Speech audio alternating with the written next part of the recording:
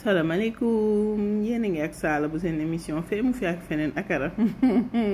bu tàng jir neex saf ay ca suñu ñebbe la ñuy jël ci veille bi ci guddi gi daal di koy sebet ba mu set ñu daal di koy xooj da ngay xooj bàyyi mu fanaan voilà gis nga ko noonu bu ma yeewoo fekk mu bëri fees bool boobu ma transvasé ko ci beneen bool gis nga boo laalee rek dalay topp nii la ngay def ni mooy mboxam da ngay boxam am na ko mënoon naa bàyyi boxam da nga koy boxam rek voilà gis nga bu ko defee xob yi di deñ gis nga ni muy deñee noonu voilà li ma caméra bi moo ma bloqué woon sa moo tax jëluma sama ñaari loxo mais yéen boo leen koy def vous pouvez prendre vos deux mains ngeen boxam ko bu baax a baax voilà boo leen ko boxamee ba pare ba xob yi wàññeeku gis nga ngeen di wàññi xob yi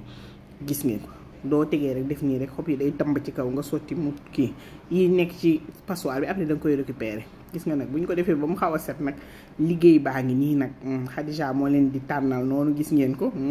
keroog de moo ci jàpp moom moo tax en moins d'une heure waaw ñu dóor ko mu daanu gis ngeen ko lii nag mooy liggéey bi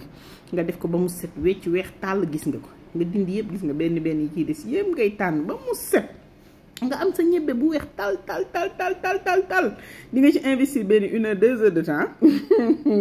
mais final bi da koy jar de gis nga ko noonu ay ca gis nga ko bu ñu amee suñu ñebbe ba mu set wecc nag lu ñuy def tout simplement gis nga lii yëpp lañ ci génne nga daal def si mbalit ba ñu daal di ñëw nag def si suñu mixeur bu ñu defee ci suñu mixeur lu ñuy def tout simplement mooy def ci kaani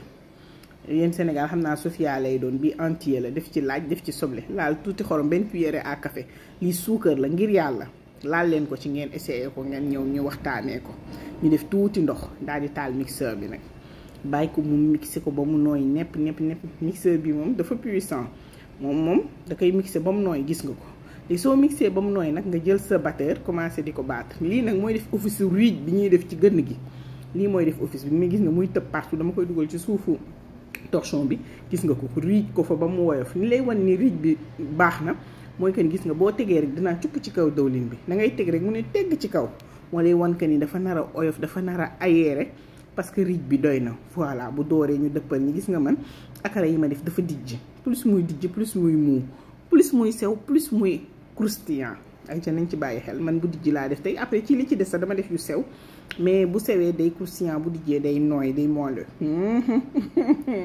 suñu akara pare na to xam ngeen ko nag xaj na sama digganteeg yéen ma ubbil leen ko ngeen xool ca biir xool na texture ba xool na mel gis nam tàngee munul ñàkk sama digganteeg yéen ma laal ci tuuti soos bi bu leen intéressé bind leen ko ci commentaire yi ma indil leen ko su commentaire yi bëree rek nag ma indi ko soos bii waxoon naa ko ci benn live lu nekk la te lu ne la mën a àndal ci àddina lii waa baax na may capp di ñam rek lii laa leen indiloon bu leen fàtte abonné aimer partager vidéo pour plus de visibilité s'il vous plaît mes amours gis nga li ci des ma def ko ci mbuus congelé pour prochaine fois bisous mes amours.